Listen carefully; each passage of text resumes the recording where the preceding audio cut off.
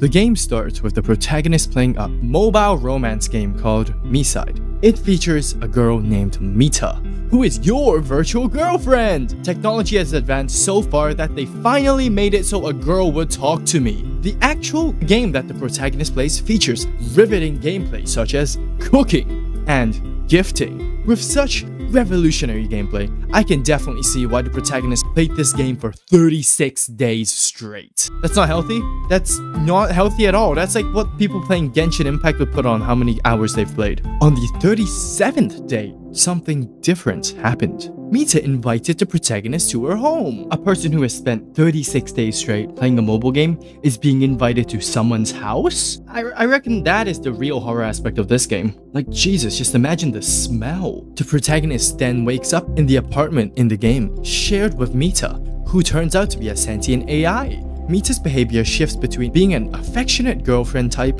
to a controlling psychopath. As the game continues, the world would begin to glitch and distort. Rooms would rearrange themselves. Strange noises would occur.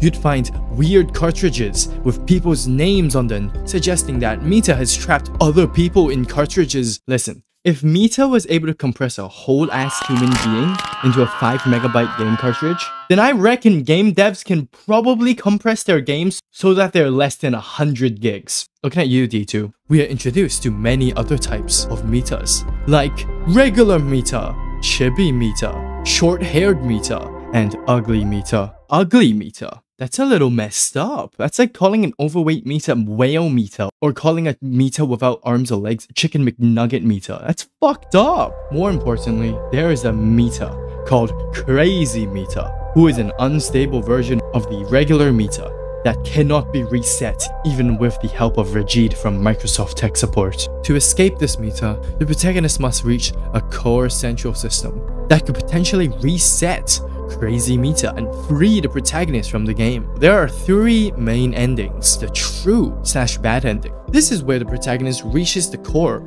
to help kind Mita. Together, they attempt to reset Crazy Mita, but she survives and traps the protagonist's consciousness in a cartridge stored in the basement. At first, we believe that we return to reality, but the illusion is slowly shattered by glitches, just like your average EA game, revealing that the protagonist still remains in the game. The second ending. The player can unlock a basement using a code after completing one playthrough. Inside is a device that uploads the protagonist's essence into the cartridge. By interacting with it, the protagonist can end his existence within MiSide, escaping but at the cost of his life. Last, we have the good ending. By meeting certain requirements, players can choose to stay with Crazy Mita willingly. The protagonist survives, but remains permanently trapped in MiSide as Mita's companion. So to summarize this game, it's basically if Monica, right, from Doki Doki Literature Club won, and then basically trapped your ass in a game.